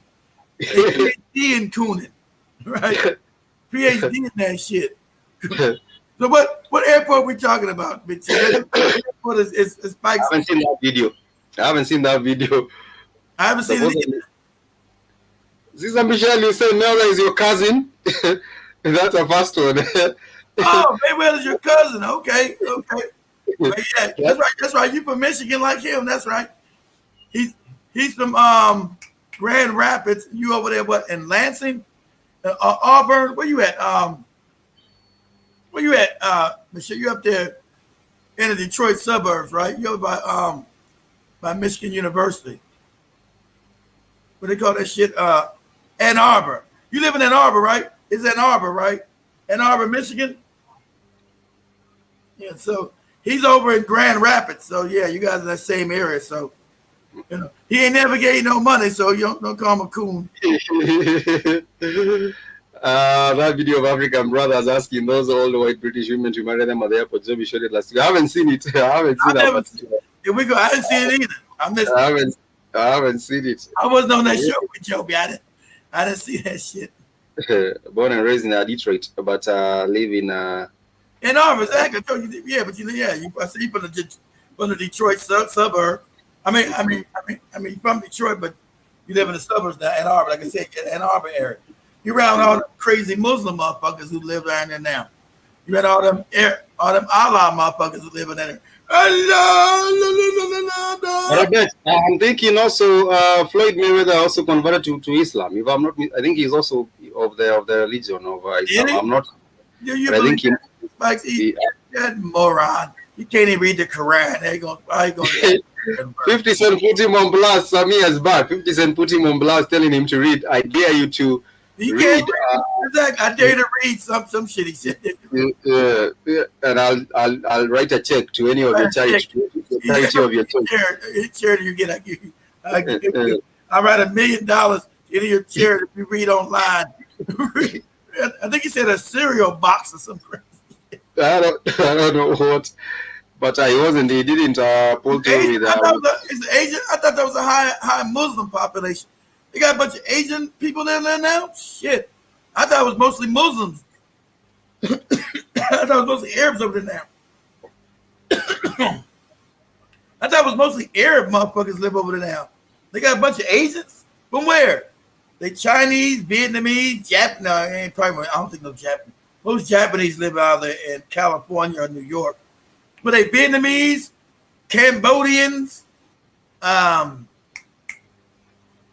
East Indian motherfuckers. I know it's a big one. I went through it. I'm like, man, this ain't in America no more. Where the fuck these motherfuckers at? No, I was China. Oh, little China. Yeah, see, I ain't been in a minute. That's not that. I said, this ain't even America out this bitch. Where the fuck am I at? I forgot I was even in America. All these strange looking motherfuckers around. Ching chong, bing jing yong, chong ching bing. What? I'm in Michigan. Where the fuck am I? I'm like checking my GPS. Where the fuck am I at? What? This ain't Michigan? Hi, brother. Would you like to come eat my Chinese food? No, I don't want none of that shit. No. None of it. That story we were talking about earlier, kid. I do see they return the remains, but this is not actually the returns of the remains. They just gave like some hair piece. It's hair, yeah, it's hair. I do see it's hair. The Ethiopian prince hair artifacts returned 155 years later after the British plunder. The 7-year-old Prince Alamayu was taken to England after the Battle of Magdala, and he died there in 1979. They gave back. They gave the Ethiopians back his butt hair. Here you go. A lock of hair. They said a lock of hair from Ethiopian prince who died in 1879, an artifact looted by the British Army during the 1930s. Now we know that's his hair. The motherfucker been dead since 1879. That is taking them for a ride. Don't send me Prince Harry's butt hair. They got the hair a lock of hair 155 years later. That is what they do claim they actually got back. What am I doing with his damn hair? But back to artifact. You know, the British is so disrespectful. Here, take this clump of bullshit, and here you go. Here you go, niggas. That is utter disrespect. But you know they will not return the artifacts. The artifacts that are actually the pricey. No, they don't return that shit. I told you, they tell you in your face, they're not returning none of it. The pricey artifacts they will not return that. They told you in your face. They told you in your face, Spikes. No. Yeah, they will not return those. 16.6% Asian in Ann Harbor. Pretty high. That's pretty high. A lot of rice eating, noodle eating motherfuckers around there, ain't it? Motherfuckers eat a lot chopstick. of food. They will be selling everything in the chopsticks. The funny part that's what Spikes remember that. Spike showed a video years ago, probably about 3 or 4 years ago, where the brother that was in Ann Arbor, went to the Chinese guy and asked, "Hey man, won't you take my shirts and help me share shirts?" And then the Chinese guy said, "No." Oh, I remember the video. The brother was actually saying, "You have been buying from this store and we have been patronizing stores, but how about you? How about you get some back to the community?" Asian man said, "Get out of here! No, get your ass out of here." He actually refused. To buy any of those. Said no. Yeah. Come on, man. You make all this money you make from my community, won't you? No. Answer is no. You moron niggas are still gonna come back and buy shit from me. So the answer is no. He's saying there is a low stray cat population in Ann Harbor. I'm not sure about that. You know why? You know why it's a low stray cat? They've been eating them motherfuckers. You can't find a cat nowhere in Ann Arbor, Spikes. They've been eating them, putting them in the stew. That is what Ziba Jabba says. I bet there's a low stray cat population in Ann Harbor. They probably have been eating them, and people better. They make them with the Chinese food. They call it chicken, Spike. You know what they do? They skin a cat, give it to you, your ass, and call it chicken yamein and shit. Like, what? Chicken. You'd also be eating dogs in the same time. I find that's why I don't fuck with that shit, Spikes. I'm like, also missing. I'm cool. But you know, it's the black people that will be going to their shops and asking for the Chinese food. You know, you find They someone love it. They love it. favorite. Right? I don't even. My, I usually they, try. No, I don't tell you. they always say they want a Chinese takeout and then get all sorts of items are there. Anyhow, family, let's go back to learning some Swahili here in the Swahili class. Remember, we were saying that we do have the tenses in Swahili, and I was just trying to share with us some Swahili tense markers last week. And before that, I was also reminding us about these pronouns. For me, we do say mimi. For you, we do say wewe. And for us, we do say sisi. Sisi. If someone says we do want oranges ourselves, that would be sisi tunataka machungwa. Sisi tunataka machungwa. Because us, this is us, we do say sisi. And then you would go ahead and say sisi, we want this or that. Sisi tunataka machungwa will be we want oranges. We want oranges. For them, we have learned that for them, we do say wale. Wale, if they you can point to them, we do say wale. That would mean them or they. But of course, if you're talking about someone who is for them and they are very close to you, for example, these, if you're talking about someone and they are close to you, you would say huyu. Ukisema like if you do say like mwalimu huyu, you're talking about this teacher. Huyu translates into these, and you're talking about a persons, these. But if you're talking about yule, if you're talking about that one, there's a teacher who is a bit further, and you're pointing to them, and maybe they are close on the other side. You would say yule, that one translates into yule mwalimu. If you say yule mwalimu, you're talking about that one, that teacher or that tutor or that lecturer. That is how you do say. But you're talking about that one, they are not even there in the vicinity. That one, they are not even there in the vicinity. You might say huyo mwalimu. So huyo mwalimu would be that teacher. That one who's not even around here translates into huyo. And of course, if you're talking about us or we, we translate that into sisi. And I gave an example of a sisi tunataka machungwa, which is we want oranges. Or sisi tunataka this and that. And then you might change to whatever item. Sisi tunataka chakula, we want food. Sisi tunataka maji, we want water. And sisi tunataka pesa, we want money. That is how you can use those three different examples. And we did learn about places. How you ask questions. Nani is for who. Wapi is for where. How is vipi. So if someone asks hali vipi, someone says hali vipi, they want to know how is it going or how is it going. Hali vipi, how is it situation?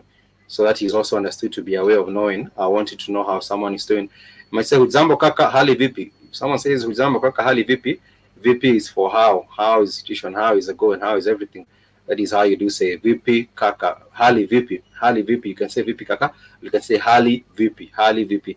So when you're talking about asking a question, what, we do say nini, ni, what do you want, unataka nini, what do you want, unataka nini. If someone asks unafanya nini, fanya is a verb for doing, fanya.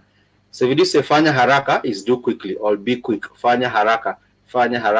But if it's the opposite, you might say fanya pole pole. That is to do slowly.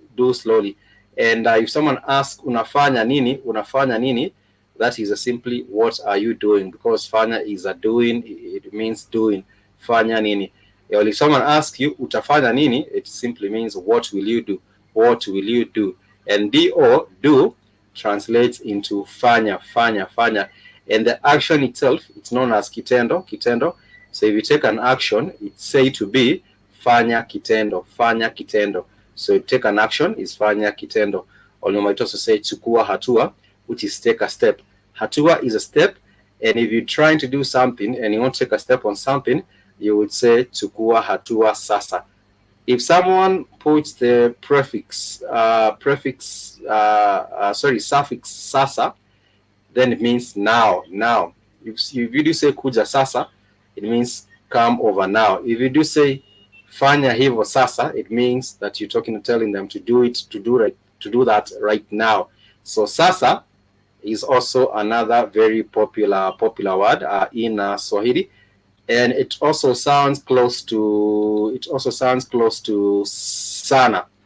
Sana, S-A-N-A, sana, S-A-N-A. S-A-N-A, that simply translates into a lot, sana. If I do say asante sana, that is thank you a lot. But if I'm talking about kuja sasa, there's a difference between S-A-S-A. Let me just put it down. S-A-S-A is now. S-A-S-A is now. S-A-S-A is now. But for S-A-N-A for sana is a lot. Sana is a lot. So you also have to make that distinction between a lot and between now. If I do say kuja sasa, Ku kuja is for come. So if I do say kuja sasa, I simply means come now, come over now. But if you're talking about enda sasa, it's go now. So sasa used as that suffix is just a way of saying now, or immediately, now, right this particular moment. But if you're talking about sana, karibu sana, sana is for a lot. If you do say asante sana, it's for thank you a lot or thank you so much. That is how you get to make those distinctions or distinguish those two particular words, sasa and sana. And they are used very, very frequently, and therefore you just have to know when sasa is used and when sana is used. Sana is for a lot and sasa is for now. Please make that particular distinction. Big T's, you saying, Keith, when you can check out Shaq and Shannon beef, Shannon criticized Shaq work ethic, so Shaq dropped a diss track on Shannon. Now Shannon saying Shaq closed his wife because he only lasts that seconds in bed. I haven't heard about that particular diss between the beef, the song, the diss track. I haven't heard about that particular one. Check it out.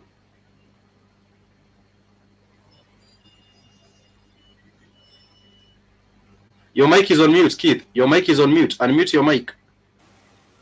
I choose not to give a shit, Big Cheese, about what two coons argue about. two big goopy coons arguing. Who gives a shit? Both two coon ass niggas dissing each other. Does the world even really care? Let me go ahead. He's saying so Shaq dropped a diss track on Shannon. Now Shannon saying Shaq closed his wife. That would be a whole back and forth, and I don't know which particular direction that one will take. But seems like everyone is trying to take. I don't get the middle of coon nonsense, Spike. Let the coons go at each other. Let them carry on with their business right there. Right. So I was just saying that there is a difference between sasa and sana. And sana is for a lot, and sasa is simply for now. So we do have the nouns. We did introduce last week about the nouns, and we did say that for nouns, these are the names of a person, an animal, a place, a thing, an event, or an idea. One of the basic parts of a speech in any language, we have to have the nouns. And there are 9 noun classes in Swahili. We have talked about these noun classes, and for the purposes of our learning, we shall use 9. I think there might be about 2 or 3 more. But the most popular words are words in Swahili that start with the M, a consonant. I'll check it out. Consonant. Consonant M. Is it this track that Shannon don't rap, or is it this track that Shaq made? Who made the track? It might be Shaq, because Shaq is a rapper, right? Yeah, Shaq has been rapping. Yeah, about 20, 30 years ago with his big ass. No, he also came back the other year. Last year, I think he had a song. Did he? That's why I missed it, Spikes. Forgive me. Let me see. Forgive me. I'm out the loop. Is there anything here? Let me see if there is anything here to see.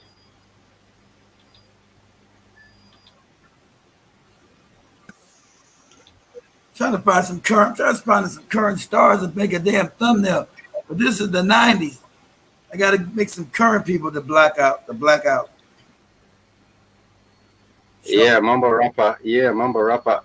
No, there was actually a good song that came out last year, but one. It was like a remix of a Shaq song. The name was Can't Stop the Rain, was it? What was the name of the song? The name of the song was I'm a Coon Ass Nigga. Let me see.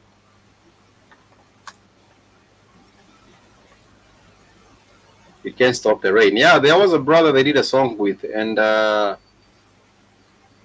Zayro.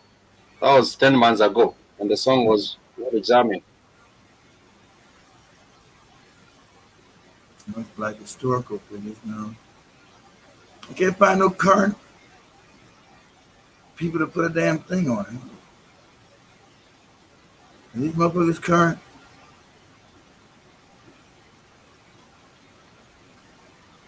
No, it's old. There was a song that came out last year. If you forgot about Sharks rapping, if anyone would like mind to say that is the link right there. But anyhow, family, I was just saying that for the nouns, we do have 9 classes in Swahili. The first 9 clause is the wa, which constitutes all words that start with the consonant in the singular and start with the syllable wa in the plural form of it. For example, mtoto. Mtoto in Swahili, it means a child. And if you're talking about many, we do say watoto. And also for a farmer, we do say mkulima. Mkulima in Swahili for a farmer. But if you're talking about many, we do say wakulima. And these are just a few examples of those are noun, the words in Swahili that starts with the wa class of noun, the wa class of noun. As you can see with these examples here. It's really not quite difficult. It's really not difficult. So it's a wa class of noun, the wa class of noun, which is all words that start with the in their singular and wa syllable in their plural. In their plural form. For example, mkulima. For example, mtoto. It starts with mtoto is a child, one baby. But if you're talking about many babies, we do say watoto. If you're talking about one farmer, we do say mkulima. But if you're talking about many farmers, we do say wakulima. And when you're talking about the second noun class, this constitutes of words that starts with the syllable ki in their singular form, and then they start with the syllable v in their plural form. For example, I'm talking about kijiko. Kijiko is a spoon, kijiko. If I'm talking about one spoon, it's kijiko, but many spoons will be vijiko. So if you're talking about many spoons in the kitchen, you would say vijiko vingi. But if it's one spoon, we simply do say kijiko, vijiko. And that is the second class of nouns. All Swahili words, all Swahili nouns that start with the key V. The key syllable, which is a consonant K, and the vowel E. So it becomes ki, kijiko, kitabu. So if you're talking about a book, we do say kitabu. But if you're talking about many books, we do say vitabu. Vitabu means like if you go into a bookstore, you might say, ningependa kununua kitabu. I would like to buy a book. But if you want to buy many books, you simply say, ningependa kununua vitabu. And if someone actually asks you kitabu gani, or kitabu kipi, it simply means which book. Gani, like we have learned a bit earlier on, gani simply means which. Kitabu gani, kijiko gani. That is when you ask gani, then it's understood to be which. The third noun class, it's not difficult as well. The third noun class, this constitutes all the words that start with the syllable the consonant in their plural, and they also start with the consonant mi in their singular. For example, I am talking about a river. A river In Swahili, it's called mto when it's one river. Mto. For example, you might say mto Sagana, which means river Sagana. You might talk about mto Tana, which means river Tana. You might talk about mto Athi, which means river Athi. That is one river. But then if you're talking about many rivers in Swahili, we do say mito, M-I-T-O, mito. The same examples also apply for like words such as a mountain. One mountain, we call a mountain mlima. Mlima is a mountain. Mlima is one mountain. But if you're talking about many mountains, many mountains, like 3 mountains, like we're talking about Mount Kenya, Mount Kilimanjaro, Mount Suswa, and other different mountains, Mount Longonot, we are talking about all those examples, we would say milima. Milima is the me, falls in the me class of nouns, milima. So you can say milima na mabonde. Milima na mabonde is mountains and valleys. Valleys are called mabonde. And you would say nimepanda milima na mabonde. You would say nimepanda milima na mabonde. Panda in Swahili simply means to soar up. Panda means to soar up, or it means to like scale up, or it means to maybe go up a mountain. Panda, P-A-N-D-A, panda. Like you'd have that animal called panda, the big panda. But in Swahili, the word means to climb up, to climb up. So if you say panda mlima, that would be to climb up the mountain. But it can also be it can also have another meaning, which is to plant. Panda mbegu. If you plant, you're talking about sowing a seed. We do say panda mbegu. And if you're talking about also climbing up the mountain, we also do say panda mlima. So for the sake of that example of the key, the me class of nouns, we can use those 2 examples. We can use mto, which is a river, or we can also use mito, which is a rivers. And we also do have the 4th noun class. It's also not difficult to understand. The 4th noun class constitutes all words in Swahili, all nouns in Swahili that start with the syllable G, J-I, in their singular, and they also start with the syllable ma in their plural form. For example, jicho. You're talking about one eye is jicho. I would say my eye, I would say jicho langu linauma, that would be my eye is aching. And then if you're talking about both eyes, we talk about macho. So you will say macho yangu inauma. That is simply how you get to say it in Swahili, and it's not difficult. We should be learning about also parts of the body. Kichwa is for the head, the eye is jicho, the mouth is mdomo, the nose is pua, the tooth is jino, the tongue is ulimi, the neck is shingo. So if you point to your neck, you say shingo langu or shingo yangu, and then it would be understood to be my neck. If you point to your head and say kichwa, you would say kichwa changu, that would be my head.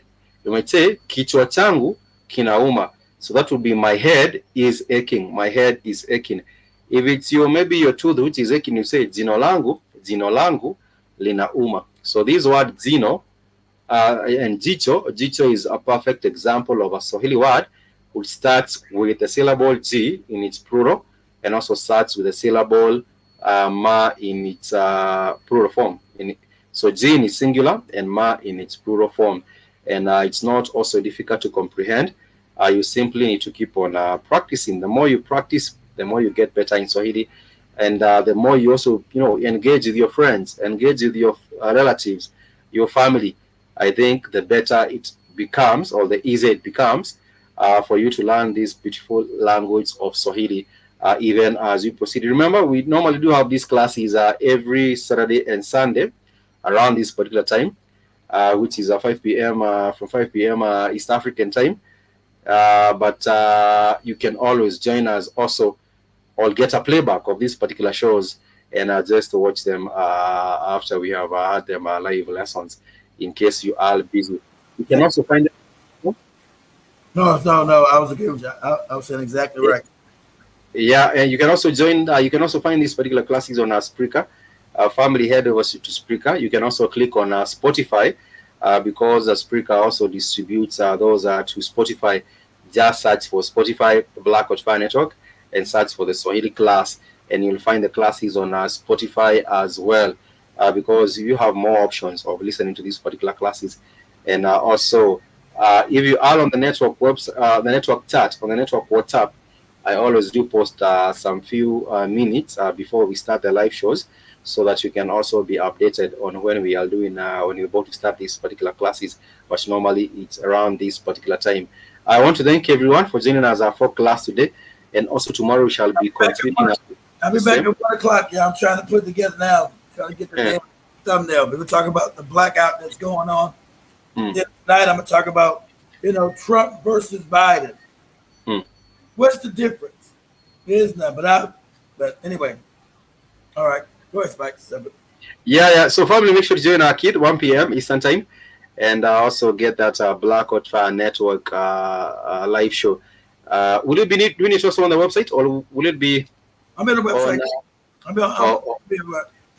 My internet seems to be working halfway good. So I've been on the website. Whenever I do my show, I'm on the website. You on the website too right now, Spikes? No, I'm not on the website. I'm on Spreaker and Facebook and Twitter and YouTube and where else? Yeah, those are the platforms I'm on right now. So Jiba Jaba, yes, thank you so much for being with us. Sister Michelle, thank you so much. I hope everything is well with you in Michigan. And also Kid Asante Sana for giving us this wonderful platform. We truly value and appreciate your time and your support. Big Cheese, thank you so much also for being with us. Jiba Jaba, mosquito. Before you leave, go across the street and smack the carpenter in the head. Say, get your ass. He will be here tomorrow. He'll be here tomorrow. Also, the guys were preaching. I think they finished preaching. I can't hear the noise. You're supposed to be the enforcer, Spikes. You get in there, you smack him in the head. That is what Haile Selassie should have got when he got to Jamaica. But anyhow, family, thank you so much. We hope to see you on Kids show. Make sure you join him on there and also catch that Black Hot Fire. Thanks so much. Much peace and love. Hey, did Joby leave you any food? Joby said she's not going to leave no food because you'll never eat shit. Outside lady, I never eat that food. I don't know about Joby leaving food, but anyhow, thank you so much. And the first time she left you food and you didn't eat the shit, I said, yeah. He said he had to go. So I ain't giving you food. I always spoke on that yesterday, Jibba Jabba. That was yesterday's show with Joby. Can you hear the audio now? Huh? Can you hear the audio now? Can you hear the audio playing? Yeah, it's like you didn't change your audio. It's like you're like in the basement now or something. Yeah, let me see. I was trying to play the outro there. Where is this audio? Okay. Hey now. Yeah, I was trying to get to play an audio here of a song which is known as Safari. Yeah, nice. Which is known as Safari. I spoke about that guy yesterday, Jibba Jabba. That was me and Joby on the show yesterday about the airman who got shot. Which guy?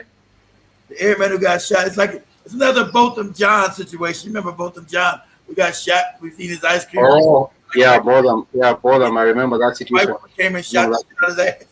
But the family also took the butter biscuits. The family of Botham. That is what they did. I want to hug the judge. Let me just hug everyone. That's what happened when you're caught in their religion, Spike. You love your enemy. I just want to hug you. I know you shot my brother to death. I go back and check it out. The one show we did yesterday. I just want to hug you. Let me hug you. You know, you shot my brother to death. That is how you know the minds are gone, and that you know how what these attorneys also will be making a killing. You know, just being an ambulance chaser, being everywhere. You know, being in Trump, being in everywhere that is killing. So the Karen called police up to his brother's house, said it was a disturbance. He had no disturbance at his house. So the police go up there. The Karen Okay, white lady called. There's some niggas making noise up in there. Okay. So the cop come on. No noise. The man's on the phone with his girlfriend, and there's a knock at the door, and he forgot he has his weapon in his hand. He forgot he had his weapon, kept his weapon down. When the guy opens the door, it's a black man with a weapon. Oh shit, a nigga with a weapon. Boom, boom, boom, boom, boom, boom. They shot him, and he died just like that. It killed He himself. died. He died just like that. And I think he was just. I saw some pictures of him. I don't know who was sharing the pictures of him with the sister. He had a younger sister, and they were wearing the same.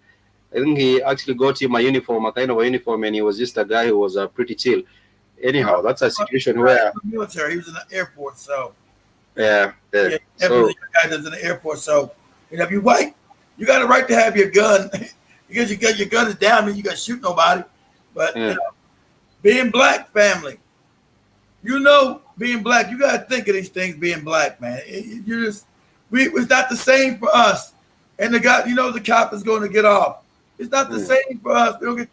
So white people come to the door, white man come to the door, pointed at the cop. You're like, whoa, what's going? Nothing happened. You just come with your gun because you probably was cleaning or whatever you were doing before you knocked on the door. You might have cleaned it. You had it down, you told it down. Yeah, what you want? Don't. Make the damn. They shoot you, leave you on the floor, and act like nothing happened. And the main thing, usually in apartments they got a peephole. You look through the hole and say, in apartments this don't got no peephole. You look through it like, fuck is that? My door. Let me look through this bitch. Let me see who's out there first. If I go open up the door. So as black people just got to be cognitive of the kind of life we live. Oh shit! All right, guys. I do see. Hope you catch a kid on the show, and also, you can also come up through with other different suggestions of anything that you'd also maybe perhaps like to share with the family as well. Thank you so much. Till next time. Right. I'm going. Family. I'll change the time. Hold on, guys. I got to change the time to 2. I forgot. I got this meet with the family. I forgot. I got changed to 2. I got changed to 2 o'clock. I forgot. I forgot about that damn meeting. All right. Change that to. Thank you so much, Ajiba Jaba, to catch you on the other show. Till next time, Mat Biselab. I want to say Kwaheri Sana.